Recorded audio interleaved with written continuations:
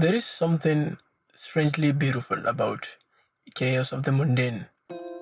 Mosaic is a game that's set to explore the monotonous, soul-crushing nature of a routine. It follows some unnamed character, which in my own gameplay I called Steven because you don't tell me what to do. Working a corporate job in some dystopian future. Now, there is so many things to cover under so many umbrellas I can spun off, but in the context of keeping this relevant to only the things I care about, having played the game recently, I'm going to restrict myself to only things that jumped at me or things that linger in my mind long after I hit the credits. And to quickly sum up the plot, I would say each day for Steven begins with him waking alone in his apartment, his very small apartment, preparing for work, having a little panic attack, just as you do while you brush your teeth, and commuting through lifeless streets filled with equally detached individuals. And everyone seems to hate him for some reason. I don't think that's relevant. I just think it's funny. And then there is Steven's pet goldfish, of course. I call him Klaus, and he's the closest thing Steven has to a friend, which we carry to work every day in our breast pocket. Again, just regular stuff. Nothing weird, right? Right. Now you're up to speed.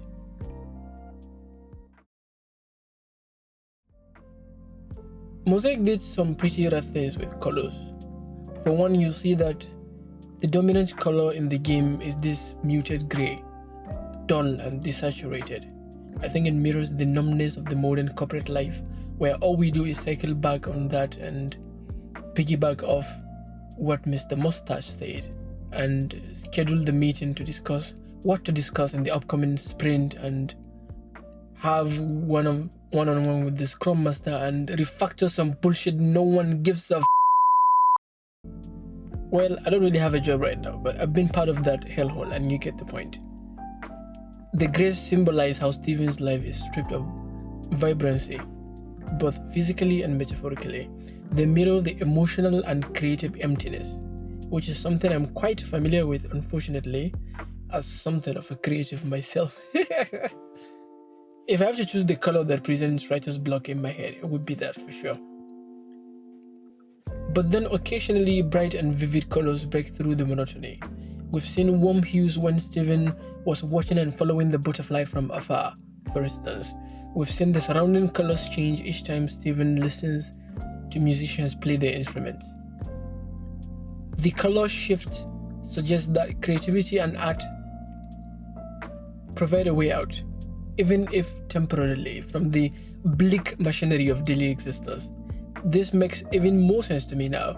Things I'd seen adults did growing up I never understood makes more sense now that I'm older and gotten better context of why things that seem to matter really did and still do matter. Other things I'll never get, but that's a whole other thing.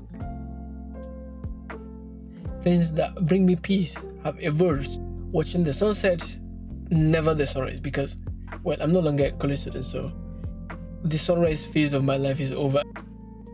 Oh, stargazing with some girl, fingers crossed. Reading a good book, or listening to good music, or even something simple like catching up with an old friend. Things that I'd definitely find boring a couple of years back. It's the moments of peace that grounds us and truly put to scale just how trivial other things are at the end of the day. Those are my bright colors. For Steven, it's being out in nature at the garden. It's living vicariously through the musicians he encountered on his way to work, defiantly living a life of individuals against a system hell-bent on making everything and everyone into a blend of soulless sameness. His colors are in experiencing art, the art of music, the art of nature blossoming, not only despite but indifferent to the hostile city it is a part of.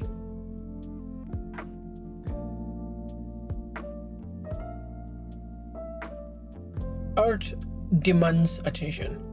It's easy to overlook beauty in the grey world but stopping to appreciate it. And I'm talking really appreciating it and not just some in-person kind of experiencing of the art. Scrolling on some Pinterest feeds brings into focus what really does matter in one's life, whatever that is for them. That way, art, music, being out in nature, catching up with an old friend, whatever those colors are for each of us, becomes not just an escape, but some antidote to this curse of numbness.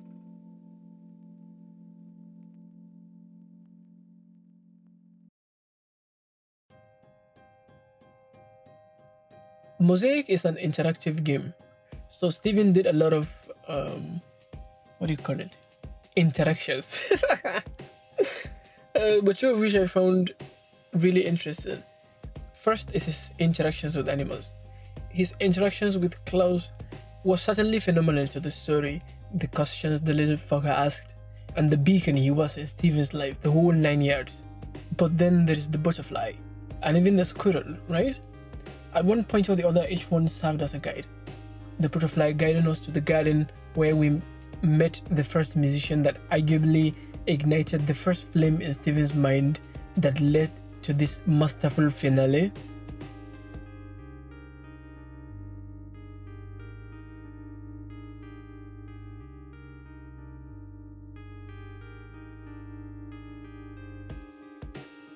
A bit of a stretch, but still true. Klaus guiding us to our own dead body on the first day we walked to work. The squirrel guiding us to the shady alleyways where we met the homeless and the whole debug. Now I could reach and draw some parallels with Steve, but if I were to laser focus on the guiding aspect of this, it mirrors how multiple times in my life, my pets, always a cat by the way, had been one of my most comforting companions growing up. Which is ironic because I currently want a pet, but I can't get one or refuse to get one because of a whole complication I'm not looking to get into.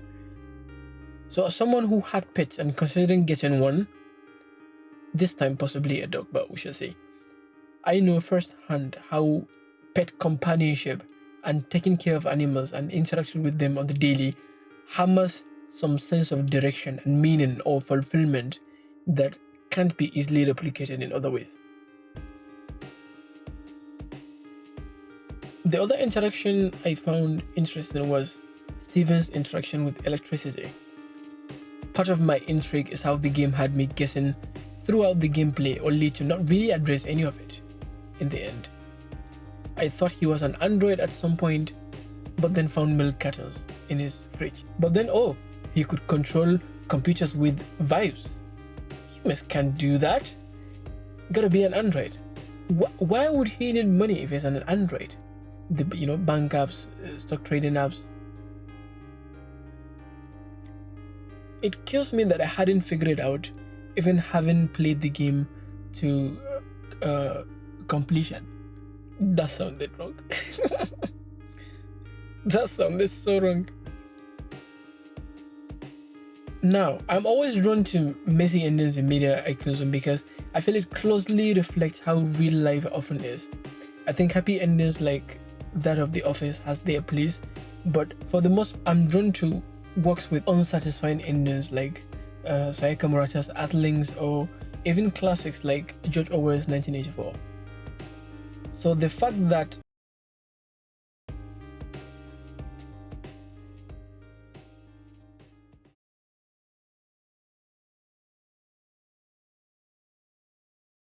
the ending of this game was very much open-ended. It felt that way even though there was never a clear definition of what exactly Steven set out to accomplish. Is Steven dead? If yes, could explain why we never woke up that last time and got dragged by Klaus, who was supposedly dead after we mistakenly flushed him down the toilet. Steven being dead in the end will certainly explain the garden, the last scene before the credits rolled. Was the garden representing some afterlife concoction? I mean, Klaus was there, and we did flush him down the toilet, mistakenly. The butterfly was also there, and we know what happened to its crazy ass, so that theory makes sense. But then, why were the musicians there? Actually, since you brought it up, what's the deal with music in this game? It was gorgeous score for sure and definitely elevated the gameplay, but were the musicians always reflective of the inner workings of Steven's mind? That was partly my theory while playing the game. The notion that most of the visuals we see in the game are representatives of Steven's internal way of making sense of the chaos and uncertainty in his life. This will explain the hug he gave that last musician before leading the resistance. That was him feeling the best about himself in a long while, and starkly contrasts just how soul-crushing and unfulfilling his job was. I like this theory a lot better because it even factors in the progression of his interactions with the other musicians. The first one could be the death of self, in like a philosophical context, when Klaus led us to our own dead body in some weird loop. If you decide to go down that rabbit hole, you can easily spend weeks reading between the lines, and it's an entire world of its own. And that's Mosaic. It's not a game that hands you clear answers on a silver platter, and honestly, I love that about it. What it does is make you stop, think, and maybe even feel a little uncomfortable in the best way possible. The things I pulled from it are what resonated with me now, but your experience could be completely different, and that's kind of the beauty of it. Thanks for sticking around. Until next time, go find your colors and your pet squirrels if you're into that weird shit. Life's a lot less grey when you do. Take care.